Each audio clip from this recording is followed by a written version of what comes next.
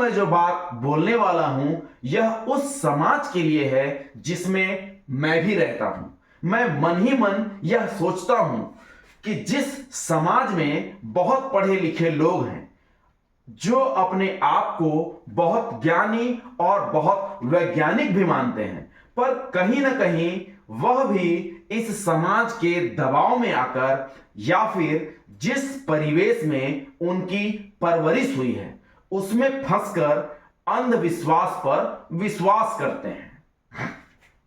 अंधविश्वास यानी blind faith, ऐसा विश्वास जो बिना तर्क के, बिना वैज्ञानिक आधार के पीढ़ी दर पीढ़ी चला आ रहा हो और जिसे लोग आंख मूंदकर मानते आ रहे हों, जैसे किसी चीज को छूने से दुर्भाग्य आ जाएगा, रात में बाल न काटो, नींबू मिर्च लटकाओ तो बुरी आत्मा पास नहीं आएंगी, और सबसे खतरनाक, झाड़ फूक से बीमारी ठीक होगी या फिर बलि देने से धन मिलेगा। यही सोच एक 7 साल की बच्ची की जान ले ली।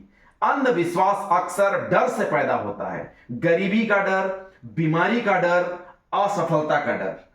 नमस्कार दोस्तों, मैं हूं चंदन और आज मैं आपको लेकर चलने जा रहा हूं छत्तीसगढ़ के मुंगेली जिले में, जहां अंधविश्वास, लालच और तंत्र मंत्र के नाम पर एक ऐसी दिल दहला देने वाली सच्ची कहानी घटी जिसने पूरे राज्य को झकझोर कर रख दिया। यह कहानी है लाली गोस्वामी नाम की एक 7 साल की मासूम बच्ची की, जिसे उसी के अपनों ने, उसी के घर वालों ने झाड़ फूक और तांत्रिक पूजा के नाम पर निर्ममता से मार डाला। इस पूरी घटना में जो जो कुछ हुआ मैं आपको बिल्कुल ही तथ्यात्मक, कड़ी से कड़ी जोड़ते हुए क्रमानुसार सुनाऊंगा। चलिए शुरू करते हैं इस दर्दनाक सच की परतें खोलना। तारीख थी 11 अप्रैल 2025। मुंगेली जिले के लोरमी थाना अंतर्गत आता है कोसाबाड़ी गांव। शांत सामान्य सा दिखने वाला एक गांव। रात का वक्त था। लाली अपनी मां के साथ घर पर सोई हुई थी।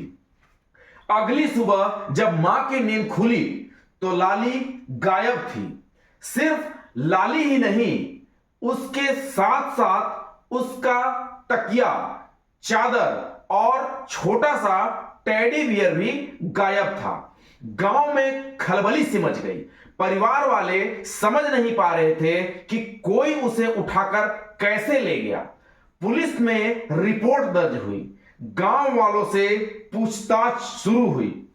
गांव-गांव खोजबीन शुरू हुई, लेकिन कोई सुराग नहीं मिला। लाली के गायब होने के बाद लगभग 25 दिन बीत चुके थे। किसी को यह नहीं पता था कि लाली जिंदा भी है या नहीं। 6 मई 2025 को गांव के ही शमशान घाट के पास खेतों में चरवाहों को एक खोपड़ी और कुछ हड्डियां दिखाई दी। उन्होंने तत्काल इसकी सूचना पुलिस को दी और पुलिस ने खोपड़ी और हड्डियों को जब्त कर लिया और डीएनए जांच के लिए भेज दिया। कुछ दिनों के बाद रिपोर्ट आई। यह हड्डियां और खोपड़ी किसी और की नहीं बल्कि लाली की ही थी। गांव में मातम सा छा गया। बिलासपुर मेडिकल कॉलेज में पोस्टमार्टम कराया गया। रिपोर्ट चौंकाने वाली थी। लाली की गर्दन पर गहरे कट के निशान थे। पीठ, छाती और टांगों पर चोट के गंभीर निशान थे। यह साफ हो गया कि लाली को बेहद ही क्रूरता से मारा गया है। इसके बाद बिलासपुर रेंज के आईजी डॉक्टर संजीव शुक्ला और मुंगेली एसपी भोजराम पटेल के नेतृत्व में एक विशेष जांच दल एसआईटी की टीम बनाया गया। जांच टीम ने हर तकनीक का इस्तेमाल किया। सीसीटीवी फुटेज खंगाले गए, गांव वालों के मोबाइल कॉल डिटेल्स निकाली गई, पॉलीग्राफ टेस्ट, ब्रेन मैपिंग और नार्को एनालिसिस भी कराए गए और फिर सामने आई इस कांड की सबसे भयानक सच्चाई। यह कोई सामान्य हत्या नहीं थी, यह एक बलि थी और बच्ची की बलि देने वाले कोई बाहर के लोग नहीं थे, बल्कि उसके ही अपने भाई भाभी निकले। जांच में पता चला कि गांव में राम रतन निषाद नामक एक तांत्रिक रहता था।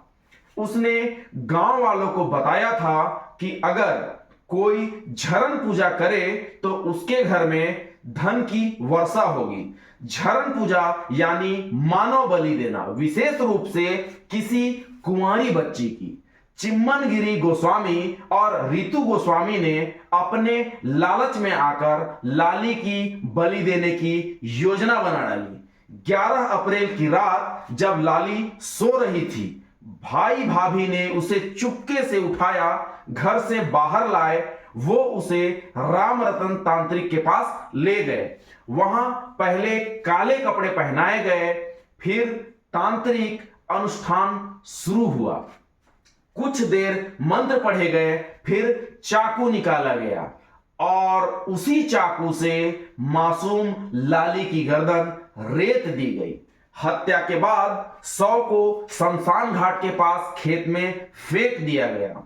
कुछ हिस्से को जला दिया गया तथा कुछ हिस्से को मिट्टी में दबा दिया गया, लेकिन समय के साथ हड्डियां बाहर आने लगी और इसी से खुला केस।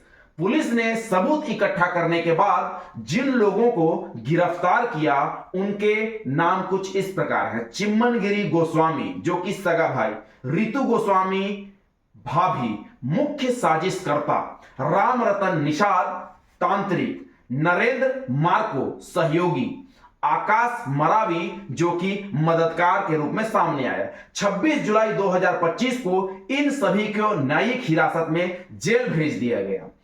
इन पर भारतीय न्याय संहिता की धाराएं लगाई गई हैं। बीएनएस 103(1) हत्या, बीएनएस 140 षड्यंत्र, बीएनएस 137(2) अत्याचार, बीएनएस 61 और 3(5) तंत्र मंत्र से जुड़ी गतिविधियां। डीएनए रिपोर्ट से साबित हुआ कि अवशेष लाली के ही थे। पोस्टमार्टम रिपोर्ट में क्रूर हत्या की पुष्टि हुई। नार्को और ब्रेन मापिंग में आरोपियों ने सब कुछ कबूल कर लिया। पुलिस का दावा है कि वे जल्द ही फास्ट ट्रैक कोर्ट में चार्जशीट भी दाखिल करेंगे और अदालत से कड़ी सजा की मांग करेंगे। दोस्तों, ये कोई फिल्म नहीं थी, ये कोई मनगढ़ंत कहानी नहीं थी। ये भारत में आज भी मौजूद अंधविश्वास, लालच और अमानवीयता की जीती जागती मिसाल है। एक मासूम बच्ची जिसने किसी का कुछ नहीं बिगाड़ा था, उसकी जिंदगी सिर्फ इसलिए छीन ली गई क्योंकि कुछ लोगों को तांत्रिक पूजा से दौलत कमाना चाहते थे। हम सबको मिलकर यह तय करना होगा कि अंधविश्वास के खिलाफ जागरूकता फैलाएं। कोई और लाली फिर कभी ना मारी जाए। दोस्तों, मैं हूं चंदन और आपने अभी सुनी छत्तीसगढ़ के मुंगेली जिले में एक मासूम बच्ची लाली गोस्वामी की बलि की सच्ची और दिल दहला देने वाली कहानी। अब आइए बात करते हैं उस जहर की जिसने लाली जैसी मासूम की जान ले ली, और वो जहर है अंधविश्वास। अब मैं जो बात बोलने वाला हूं यह उस समाज के लिए है जिसमें मैं भी रहता हूं। मैं मन ही मन यह सोचता हूं कि जिस समाज में बहुत पढ़े लिखे लोग हैं, जो अपने आप को बहुत ज्ञानी और बहुत वैज्ञानिक भी मानते हैं, पर कहीं ना कहीं वह भी इस समाज के दबाव में आकर या फिर जिस परिवेश में उनकी परवरिश हुई है उसमें फंसकर अंधविश्वास पर विश्वास करते हैं। अंधविश्वास यानी ब्लाइंड फेथ, ऐसा विश्वास जो बिना तर्क के, बिना वैज्ञानिक आधार के पीढ़ी दर पीढ़ी चला आ रहा हो और जिसे लोग आंख मूंदकर मानते आ रहे हों, जैसे किसी चीज को छूने से दुर्भाग्य आ जाएगा, रात में बाल न काटो, नींबू मिर्च लटकाओ तो बुरी आत्मा पास नहीं आएंगी, और सबसे खतरनाक, झाड़ फूक से बीमारी ठीक होगी या फिर बलि देने से धन मिलेगा। यही सोच एक 7 साल की बच्ची की जान ले ली। अंधविश्वास अक्सर डर से पैदा होता है, गरीबी का डर, बीमारी का डर, असफलता का डर और अज्ञानी समाज का दबाव। कोसाबाड़ी गांव के लोग भी यही सोच रहे थे कि अगर झरन पूजा करेंगे तो सोना बरसेगा, वो भी कहां से, जमीन से तो खजाना ही निकलने लगेगा। और इस लालच में उन्होंने अपना ही खून बहा डाला। अंधविश्वास इसलिए फैलता है क्योंकि शिक्षा की कमी होती है, वैज्ञानिक सोच नहीं होती है, धार्मिक अज्ञान का फायदा उठाने वाले तांत्रिक और ढोंगी पाए जाते हैं और लोग सवाल पूछना छोड़ देते हैं। लाली अकेली नहीं है। महाराष्ट्र सांगली में 2015 में एक मां ने 2 बच्चों की बलि दे दी थी, और वो भी धन की लालच में। ओडिशा में 2018 में एक तांत्रिक ने कहा, बीवी को मारो वरना तुम्हारी नौकरी चली जाएगी, और पति ने पत्नी की बलि दे दी। उत्तर प्रदेश ललितपुर में एक 3 साल की बच्ची की बलि दी गई, वो भी मंदिर में पूजा के नाम पर। बिहार गया में एक तांत्रिक ने कहा, अगर बच्चा अंधा है तो उसकी बहन की बलि दे दो, और मां ने अपनी ही बेटी को नदी में डुबो दिया। सभी मामलों में वजह एक ही थी, अंधविश्वास और अशिक्षा। भारत में अंधविश्वास को जड़ें मिली हुई हैं। लोक कथाओं से, पाखंडियों और ढोंगी बाबाओं से, धार्मिक ग्रंथों की गलत व्याख्या से और समाज में सवाल न पूछने की परंपरा से। जब किसी व्यक्ति का मानसिक, आर्थिक या सामाजिक जीवन डगमगाने लगता है तो वो शॉर्टकट को ढूंढता है। वो मंदिर, तांत्रिक बाबाओं के पास जाता है जहां उसे कोई कहता है बस एक पूजा करो सब कुछ ठीक हो जाएगा। लेकिन ये बस एक पूजा कभी कभी एक जान भी ले लेती है। भारत में अंधविश्वास के खिलाफ कानून तो हैं, लेकिन हर राज्य में नहीं। महाराष्ट्र में 2013 में anti superstition and black magic act पास हुआ। कर्नाटक और असम जैसे राज्यों में भी कानून हैं, लेकिन छत्तीसगढ़ जैसे कई राज्यों में अभी भी ऐसे मामलों पर कोई ठोस अलग कानून नहीं है। बीएनएस भारतीय न्याय संहिता की धाराएं जैसे कि 103(1) हत्या, 137(2) अमानवीय अत्याचार, 61 और 3(5) तांत्रिक गतिविधियां, ये लगाए तो जाते हैं, लेकिन इनमें अंधविश्वास को सीधा सीधा अपराध घोषित नहीं किया गया है। तो फिर इसका क्या समाधान है? शिक्षा।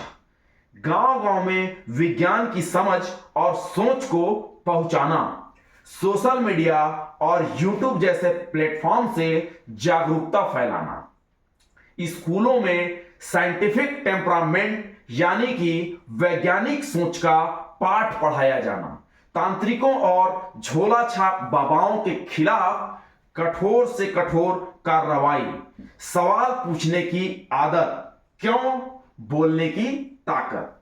दोस्तों, अगर हम एक लाली को नहीं बचा पाए तो हम बाकी मासूमों को बचाने की जिम्मेदारी जरूर उठा सकते हैं। अंधविश्वास को हराने के लिए कोई जादू नहीं है, उसके लिए चाहिए सिर्फ ज्ञान, साहस और जागरूकता। अगर ये बात आपको सही लगी हो तो इस वीडियो को शेयर करें और कमेंट में लिखें, मैं अंधविश्वास के खिलाफ हूं। अगर कमेंट में आपने यह लिखा तो मैं यह मानकर चलूंगा कि हमारा समाज धीरे धीरे अंधविश्वास से दूर हो रहा है। बहुत बहुत धन्यवाद।